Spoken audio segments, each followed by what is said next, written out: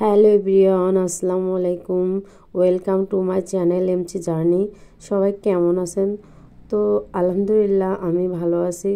তো আজকে আপনাদের মাঝে অনেক দিন পর একটা ভিডিও নিয়ে আসলাম। আমার আজকের ভিডিওটা হচ্ছে গরুর মাথার মাংস এবং ছিটারুটি পিঠার রেসিপি। তো দেখেন, গরুর মাথার মাংস পিস পিস করে কেটে নিয়েছে, নিয়ে এগুলো এখন গরম পানি দিয়ে সুন্দর করে পরিষ্কার করে নেব। তারপরে এই যে আসলে সম্পূর্ণ ভিডিওটি যদি আমি দেখাতাম তাহলে অনেক বড় হয়ে যেত, তাই আমি স্কিপ করে এই যে গরম পানি দিয়ে পরিষ্কার করে নিয়েছি, নিয়ে ছোট ছোট করে কেটে নিয়েছি, ফালি ফালি করে সুন্দর করে কেটে নিয়েছি। দেখেন, গরম পানি দিয়ে সবগুলো উঠে তারপরে জিহ্বার মাংসটা সুন্দর করে ছাড়িয়ে নিয়েছি গরম পানি দিয়ে। তারপরে এই যে ছোট ছোট করে পরিষ্কার করে নিয়ে তারপর ছোট ছোট করে এটা হলুদ দিয়েও অনেকে কাটে।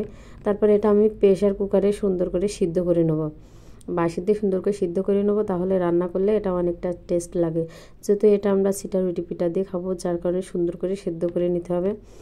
তো হয়ে গেল প্রেশার কুকারে, ওদিকে আমার মাথার মাংস সিদ্ধ করা হয়ে গেল। তারপরে আমি এই যে সুন্দর করে মশলা কষিয়ে সেই মাথার মাংসটা ঢেলে দিয়েছি।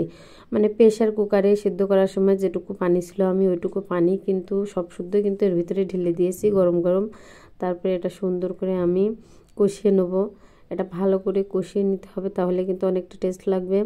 অনেকে বলে যে এটা কিন্তু রান্না করলে ভালো লাগে না, কিন্তু এটা মজা করে রান্না করতে পারলে মানে রান্নার কাছে সব কিছু।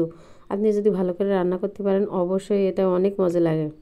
আরও যদি সাথে হয় ছিটারুটি পিঠা তাহলে কোনো কথাই নেই। আমাদের বাঙালিদের কাছে ছিটারুটি পিঠা আর মাংস কিন্তু খুবই জনপ্রিয়।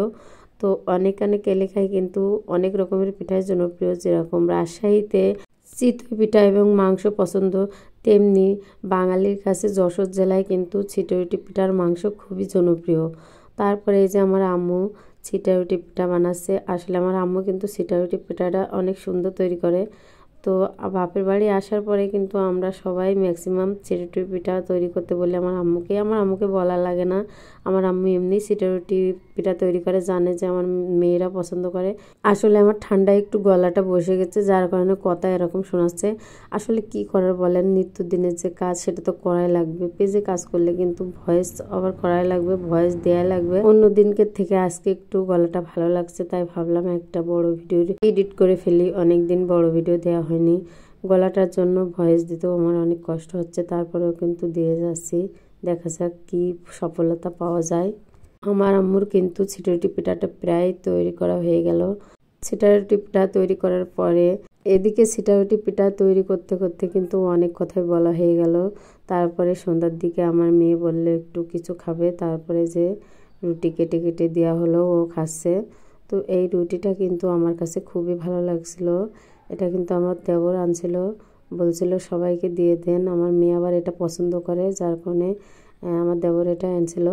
তা আমার মেয়ে কিন্তু খাওয়ার পরে বলছে আম্মু এটা খুব মজা হয়েছে। তা এখানে কিন্তু আমার মেয়ের কথাটা বোঝা যাচ্ছে না, আমার মেয়ে কিন্তু খুব পাকা পাকা কথা বলছিল এখানে। তা সবার পর শেষে দেখেন খাওয়া দাওয়া আমরা শুরু করছি। তো ছিটারুটি পিঠার মাংস খেতে খেতে আপনাদের কাছ থেকে আমি বিদায় নিচ্ছি। দেখা হবে পরবর্তী ভিডিওতে।